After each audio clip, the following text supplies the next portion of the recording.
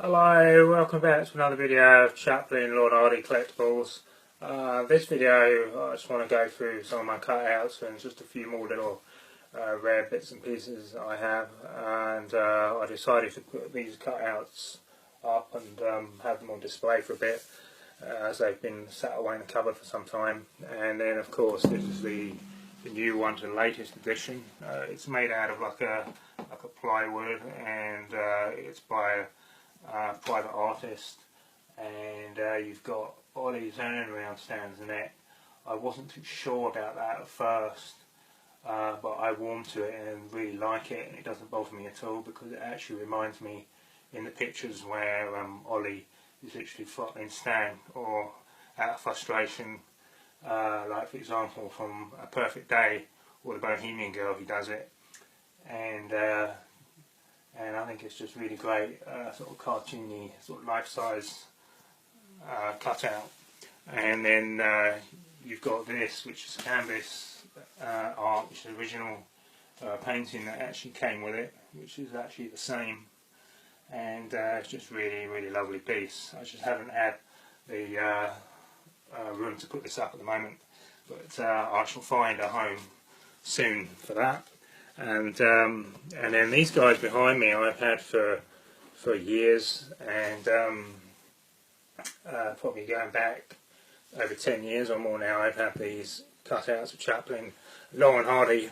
So if I stand up, you can actually see that it's pretty much life size. Ollie is slightly taller than me, where it stands roughly the same height as me, and Chaplin slightly shorter, which he was a smaller guy.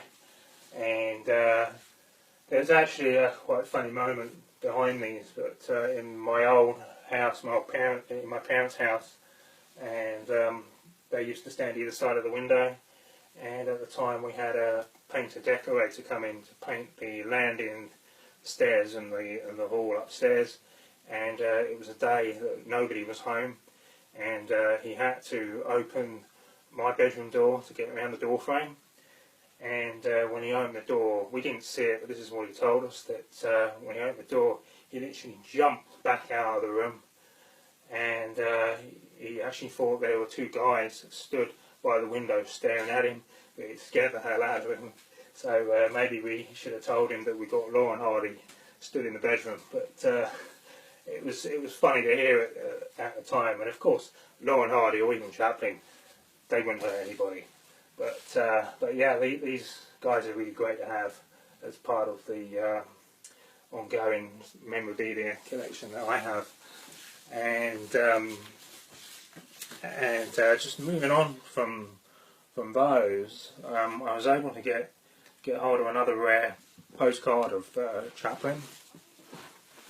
So there's another rare old postcard of Charlie Chaplin, which I'm guessing is probably 1930s or 40s, maybe. I'm not totally sure on the date on that, but it's obviously a shot of him when he's a younger man, and it's just his name at the bottom there, and he's out of character. And then this one here is very simple, very unusual item, but this is an envelope, just simply blue envelope. There's nothing in it, nothing came with it, just the envelope. And you've got original stamp there with the king on there. I've been really trying to study it and trying to find a date on that, but there's no date. Well, there probably is a date, but I can't actually read it. You can't see it on there, it's so faded, but it's got printed on there 5:30 p.m. and then the address you've got on here, which was interesting. It's got Mr.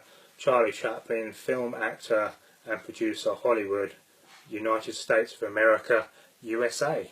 So this is obviously maybe a fan or a friend, or some relation or somebody that would have sent a letter in here, or maybe a set of photographs or something that was sent to him in Hollywood. And I'm guessing maybe in the 1930s or 40s, but unfortunately there is no date on this, and there's no other information on it. But that is a really nice, rare piece of history and memorabilia to have original on Charlie Chaplin. And then this here I have, this is a cutting from an old magazine, and on the top here you've got Charlie Chaplin and Paulette Goddard, who he actually dated and married, who was also his co-star. But it says up here, film royalty turned out in more casual attire for the 8th annual Pacific Southwest Tennis Tournament. Here they are, so you've got Chaplin and Paulette Goddard at the top, and then other famous or celebrity faces below at the same tournament. But it's interesting to read at the top. It says here, Charlie Chaplin, who is a tennis enthusiast, has a box for the tournament with his companion, of course, with Paulette Goddard. Engrossed in discussion over the game, they are unaware that the cameraman is snapping them. Maybe you will be seeing Paulette in one of these days in a Chaplin movie if present plans for his next production work out. So I'm not sure whether that would, again, there's no date on this, so that might be before 1936, I'm not totally sure, but Modern Times is the first film that she appeared with Chaplin, and I think it was her first major role in a motion picture. But that was 1936 when she was in Modern Times with Chaplin, which was the first, it was sort of like the first sound picture that he made, but it was also silent, so he just added sound effects to it but still kept it silent. And then she appeared, Paula appeared with him again in The Great Dictator, which is 1940, which I believe is possibly the first sound film that he agreed to do. So yes, that's interesting bit of original information there from Old Magazine. And then this here, which I have, which is from the 1930 lost film, The Rogue Song, and this is an original music sheet.